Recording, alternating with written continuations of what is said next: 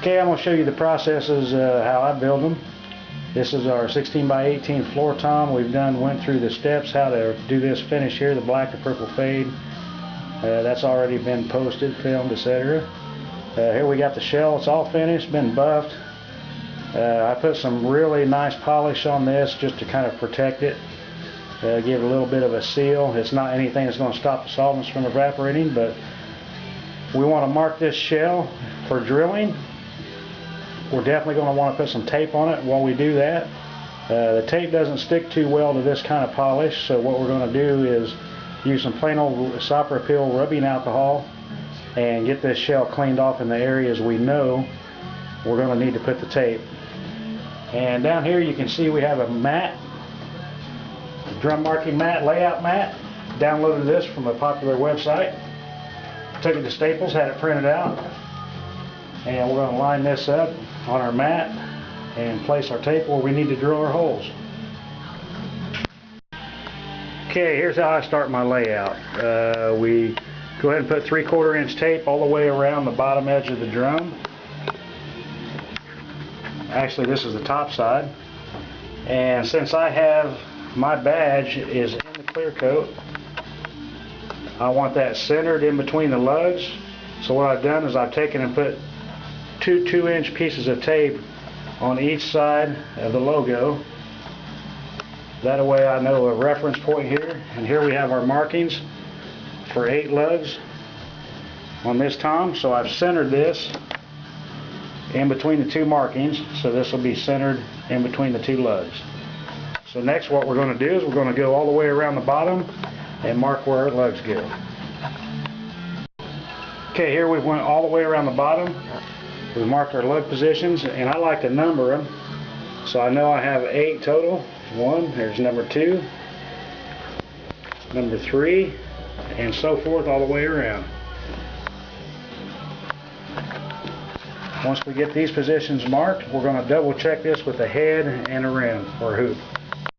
Okay, here I've extended 2-inch tape down beyond where the lugs are going to go. And I've moved our markings down onto this tape just a little bit. Went ahead and put the head on, put the rim on, and this is just to double check, make sure we have all of our areas where the lugs are going to go line up properly. Want to make sure we didn't mark on the wrong spot on our layout mat. Everything looks like it lines up, so we're ready to do the bottom side, and I'll show you how to do that. Okay, here we have 2-inch tape on the bottom of the shell where we anticipate our bottom lugs to go. In order to get parallel to this, we need some type of square. So I've just taken this simple drywall square I've had laying around, and I wanted a bigger edge in order to lay across the top of the shell, so I just took a 2x4, screwed it to it, made sure it's square, and there we have it. So we just lay it across the top of the drum, like so. Take your pen, hold it steady, lined up, just mark it down. Continue with your mark down level. Rotate the drum.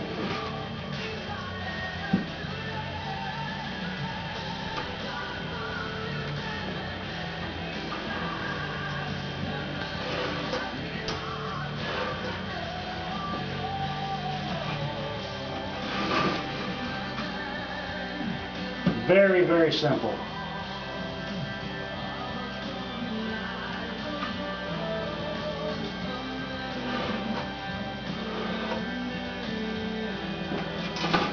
Move on around.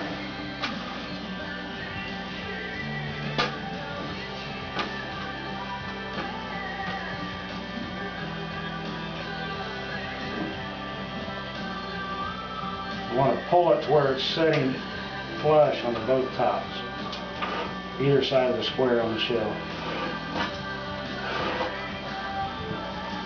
And you continue that all the way around the shell. Colts rock. Okay guys, now we have all of our markings for our lugs. The next step is really critical in my opinion. I've got one lug out here, and as you can see by the lug, you have the posts that stick out that the screws go into, and to me it's fairly important that these posts fit snug and tight inside the holes that you drill in the shell, because you don't want them moving around. Even though the nuts are tight, you still don't want any kind of play.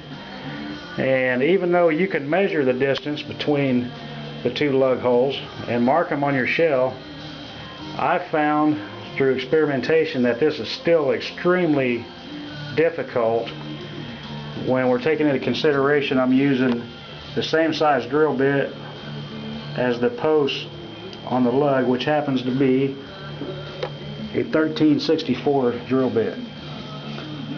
So what I've done, I'm going to use a pilot drill to drill the pilot hole, and then we're going to move one size up. This is so we don't tear the wood up on the shell, and then we go to the full size, which is the size of the posts on the lug. And what you want here, you can see at test holes that I've drilled here in this piece of countertop that I'm using for a layout table, and you'll see that this fits nice and snug inside these holes. Once you get it down the holes, it doesn't move, it doesn't wobble any direction whatsoever. Those holes are perfectly spaced apart, and that's how you want that to fit in your shell, so it becomes an integrated part of the shell to resonate along with it. So what I've done to eliminate the guesswork and all of the misdrilled holes is I've created a template in order to drill the hole spacing perfect every time, and I'll show you how this was accomplished. What I did is I've taken a piece of sheet metal, and I've taken just a straight piece of sheet metal, and I lay it up against the shell parallel, want it vertical, straight up and down, and then bend it over so it fits like that on the top of the shell. And you want it vertical also. So once I've done that, got my bend, I cleaned all the sheet metal edges so they're not sharp, and I went ahead and covered it with masking tape just so I don't scratch the shell, just in case. And then once I've done that, I figured out how far down the first hole needs to be and marked it on my template here, and then I went ahead and drilled my first hole. And this may take a few trial and errors, but what I've done is drilled the first hole, measured, got my second hole, and these are only the size of the pilot hole you're going to drill initially. That's as big as you want them. Otherwise you don't want much room for anything to slop around inside the hole. So we went with this, and once you get your holes drilled, you think they're close, go ahead and set them down on a scrap piece, drill your pilot holes, then move up to the next size bit, and then your final size bit, and then do a test fit just to make sure you got the distance right. And what I found more than often is I've had to make probably about 4 of these in order to get these holes spaced apart just right to get this to fit good and tight. So now I can duplicate that spacing every single time. And what I've done is I also set it on the shell, and I laid my square over the top and let it run down, and I've marked it straight in between the holes. And you'll notice that I cleared the tape out enough to where now I just slide it to where the holes are right over my markings. It's probably hard to see in the video, but you just line it up, press down firmly with your pointed finger, and then press it against the shell, and then drill your holes. And then you do this all the way around for all the lugs, and you'll have perfect spaced holes every time. This one here I have marked floor tom. This is for the distance of the lugs on the floor tom. The snare was a little bit different. It wasn't far off, but it was a little bit off, just a little bit higher. And I have this one marked snare. And there is a possibility we'll have to make a third one for the bass drum. But that's how you get your holes drilled perfectly spaced every time. I forgot to mention, when I made this template, I intentionally put the holes to the right side because I drill right-handed, and that way I have plenty of room to get my thumb and press it against the shell That way we have more room on this side to press it against the shell and hold it in place while we're gripping it really tight. So that's intentionally over off to the side. Okay, it's time to drill some holes. Got some nice background music for you. We place our template over. We line it up to where we can see the line in our holes. We press it firmly. Make sure your finger doesn't get down too far. You don't want a hole in your finger. Nothing like blood-stained shells on the inside. Drill our first hole. Make sure it doesn't move. Notice I'm using my pointed finger to press down onto the buried edge. And there you have your first set of holes. Perfect every time. Just move on around and you can do all your lug holes with the pilot drill at once.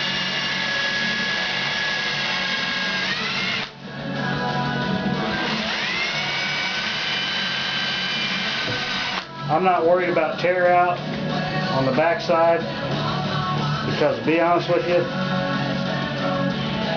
the washers cover it quite nicely.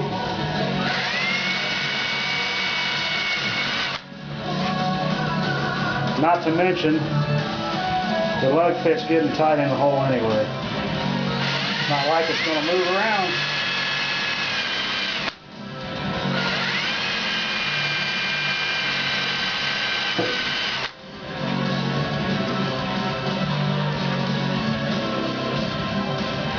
Line your holes up.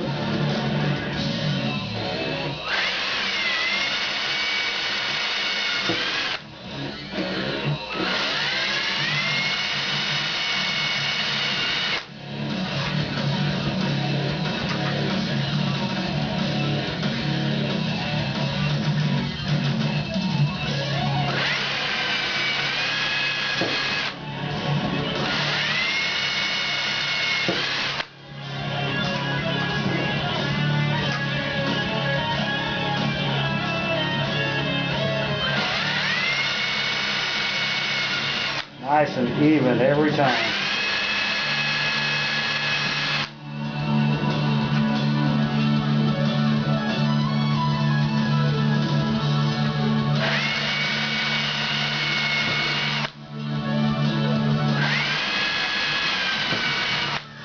Now that you have your pilot holes, you can move on to the next drill bit.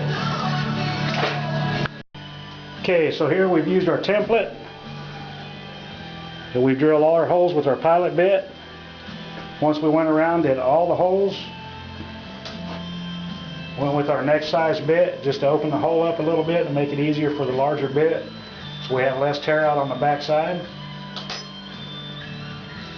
And then we went to our full size, which is the size of the studs on our lugs. Now that we have all of our holes drilled, we just take the tape off and we're ready to start installing lugs.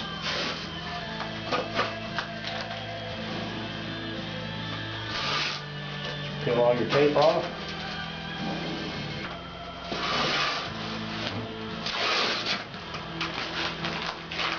And now you have your perfectly spaced tom lugs all the way around.